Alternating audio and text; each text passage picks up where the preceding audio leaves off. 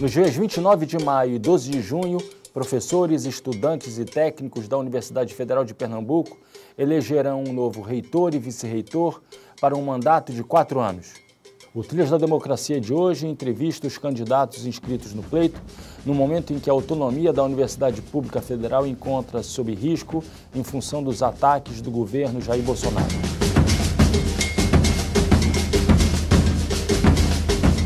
Estamos com a professora Florisbela Campos, do Núcleo de Educação Física e Ciências do Esporte do campus de Vitória e atual vice-reitora da UFPE.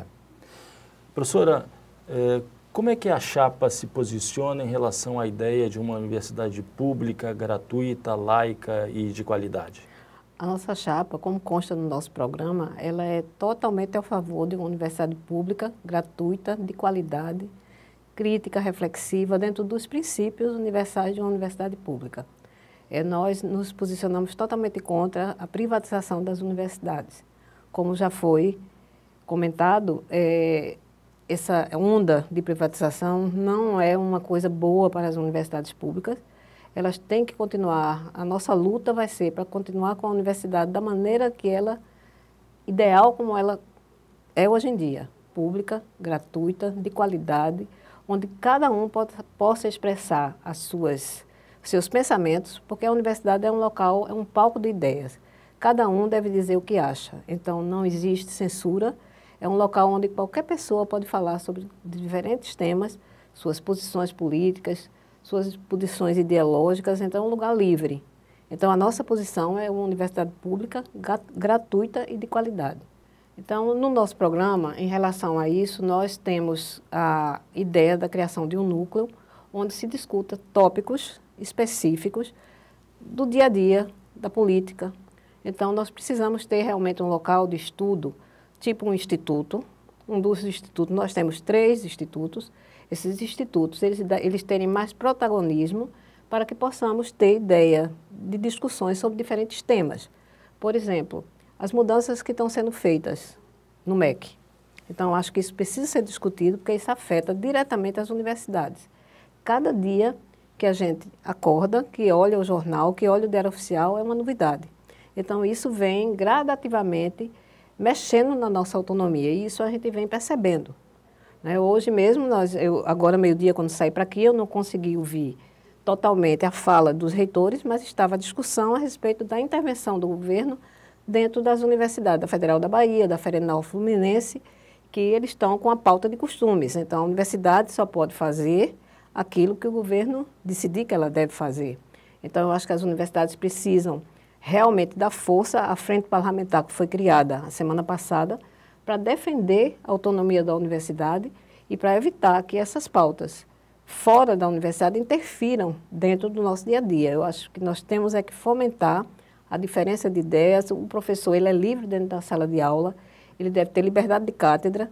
Então, toda essa movimentação que a gente está vendo acontecer de fora para dentro, eu acho que vem na tentativa de interferir na liberdade de cátedra. Na hora que o governo ameaça uma universidade de retirar seus recursos de manutenção, que já não são muitos, que já vem sofrendo uma restrição de 2011 para cá, os recursos vêm diminuindo. Então, na hora em que você tem contingenciado recursos por conta de uma pauta, exclusivamente uma pauta de costumes, na minha opinião, então eu acredito que a universidade precisa se posicionar publicamente, as universidades precisam se posicionar individualmente e coletivamente através da Andifes, para evitar que esse desmonte da nossa prática diária venha acontecendo. Nós estamos vendo que estão sendo estimulados os alunos a filmar, a delatar praticamente os professores dentro de sala de aula. Eu acho que isso não é uma coisa positiva e a nossa posição no nosso programa é exatamente contra tudo isso. Eu acho que isso é um consenso dentro da universidade. Eu desconheço, próximo de mim, nenhuma das outras candidaturas, nenhuma candidatura eu acho que vai entrar em defesa de uma pauta que está prejudicando tremendamente o nosso ensino. Por enquanto, nós temos aí o ensino público e o nosso posicionamento é que ele se mantenha público, os cursos de graduação gratuitos, os cursos de pós-graduação gratuitos, porque a autonomia ela tem que ser preservada. A autonomia que vai autonomia administrativa da universidade, então não pode haver uma interferência dentro de uma universidade ao ponto dela ter que suspender um seminário, porque aquele seminário não é bem visto perante o tema, não é bem visto perante o governo federal. Então, eu acho que dentro disso, a nossa posição é muito clara e muito firme dentro do programa em relação à preservação de uma universidade pública, gratuita, de qualidade, laica e que pratique a reflexão e a crítica. E, professora, diante da crise de financiamento que já incide sobre as universidades públicas brasileiras, como pensar a manutenção da qualidade e a expansão da universidade? Veja, a crise ela é conhecida, né? Então, a gente vem realmente sofrendo um contingenciamento, né? que começou a partir do término do REUNE, que foi em 2012, 2013, os recursos REUNE terminaram e isso houve uma diminuição muito brusca do orçamento, principalmente o orçamento de construções, o orçamento de capital. Então, nós temos um orçamento alto, a universidade tem 1 bilhão e 200 milhões de reais de orçamento anual, mas 1 bilhão é a folha. A folha de pagamento tem um crescimento vegetativo. Então, mesmo que o orçamento total aumente, ele aumenta em função da folha, né? E o nosso verba de custeio está cada vez menor, né? Ela não está acompanhando a inflação. A gente teve agora, nesse ano de 2019, nós temos um orçamento de 8 milhões de reais para a capital. Isso é nada. Não vai dar nem para... E o pior, nem foi liberado nenhuma parcela até o momento. Então, a situação é realmente muito crítica em termos de orçamento geral. A universidade ela tem que, dentro das suas possibilidades, tentar manter o equilíbrio. A UFPE ela está equilibrada financeiramente, ela não tem dívidas, então ela conseguiu passar para 2019 com um orçamento equilibrado, mas a gente tem uma ideia que esse equilíbrio vai chegar a um ponto que não vai conseguir manter, se a gente continuar recebendo um 18avos por mês, como está acontecendo. Então, a incerteza da liberação de recursos, isso é muito grave, em qualquer setor. Até no nosso dia a dia, se de repente a gente passasse a receber 80% do nosso salário, depois de algum tempo, a gente não ia conseguir manter nossas contas em dias. E esse é o grande risco que estão correndo as universidades, aquelas que estão equilibradas. Algumas que já estão com problema financeiro, torna-se mais grave ainda. Então, nós precisamos, dentro das nossas possibilidades, fazer alguns ajustes internos que aí nós podemos fazer. Talvez nós perdemos um pouco o bonde em algum momento, quando a gente tinha dinheiro, a gente tinha que ter investido, por exemplo, em sistemas, que a gente está com uns 14 anos de atraso em termos de tecnologia da informação. Então, a gente demorou a investir e isso cobra um preço agora. Talvez se os sistemas estivessem funcionando adequadamente, a gente tivesse facilidade em relação a alguma prática do dia a dia.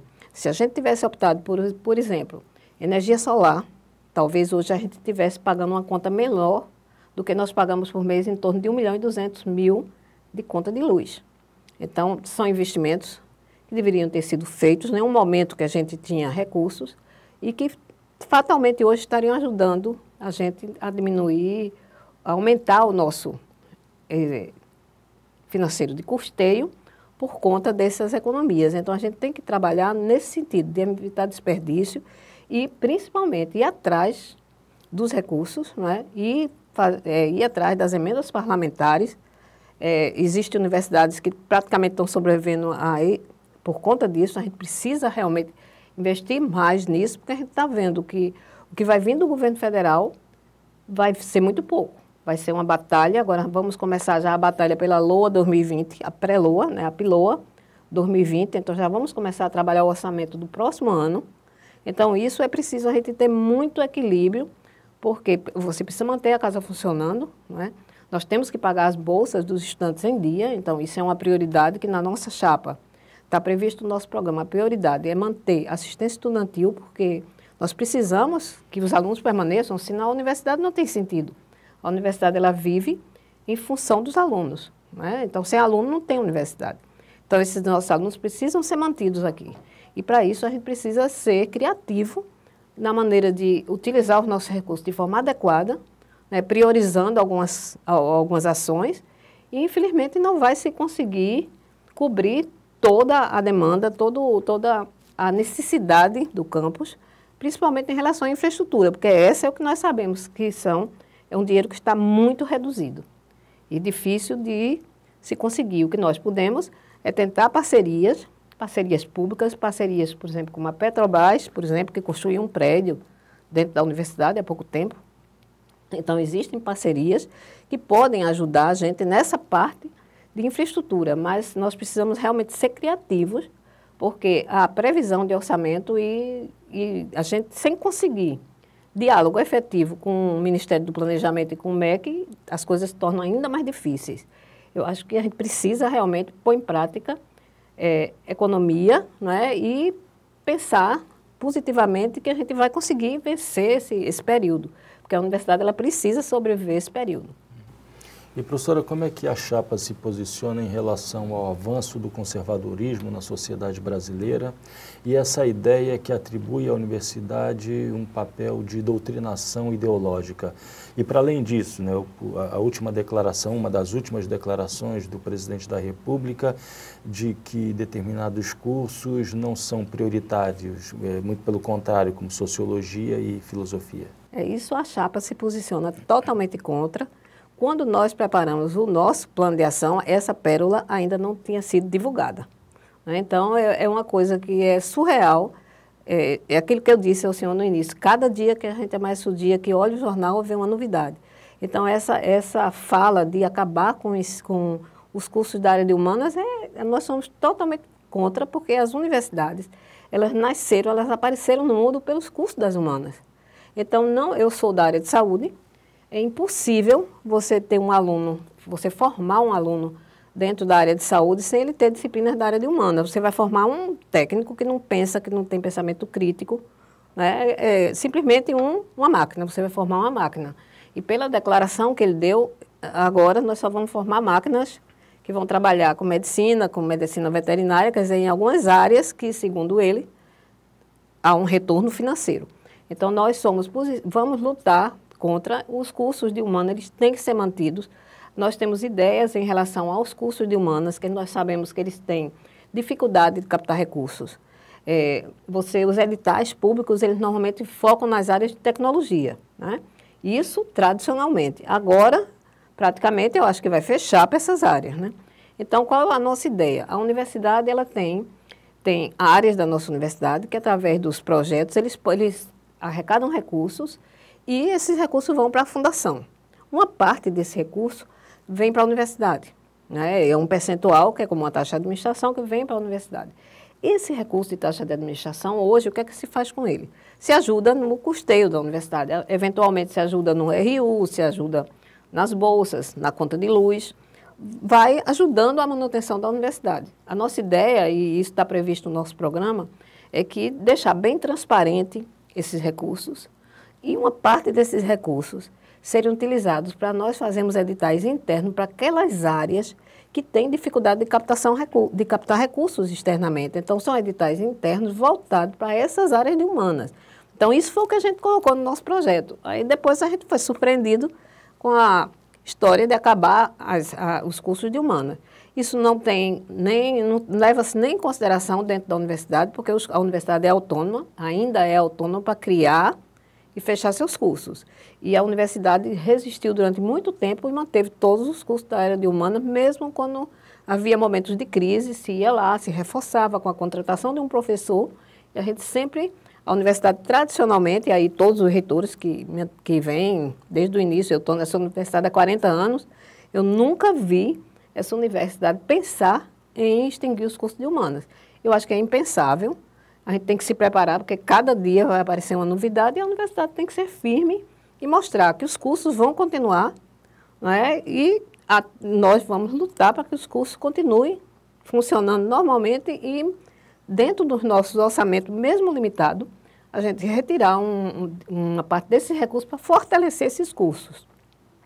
Se isso já estava previsto no nosso programa, agora, depois dessa pérola que foi propagada, nós vamos fortalecer mais ainda para manter esses cursos funcionando.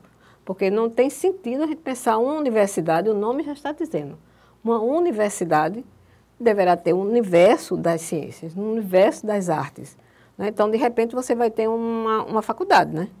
uma faculdade de engenharia, uma faculdade de medicina, você vai acabar o conceito de universidade. Eu acho que isso, o grupo de universidades, eu acho que aí vale uma força e uma presença forte da Associação Nacional de Universidades Federais, a ANDIFES, para se posicionar fortemente contra esses pensamentos surreais que aparecem, que a gente ouve e a gente pensa que até é uma brincadeira, mas que não é uma brincadeira, a gente precisa levar a sério. Às vezes a gente ouve e um ri, o outro manca, mas a gente pode fazer isso, mas a gente tem que pensar que eles estão falando muito a sério. Nós temos um ministro que difícil de se conversar, né? A pauta do costumes é o que está em voga. Então, o trabalho dele todo vai ser em cima da pauta de costumes. E a gente precisa se posicionar que a universidade é livre e que dentro da universidade nós temos liberdade para pensar e agir como nós achamos que os nossos princípios mandam, desde que a gente respeite os outros. Então, acho que em resumo é isso, professor. Muito obrigado, professor. Obrigada ao senhor também.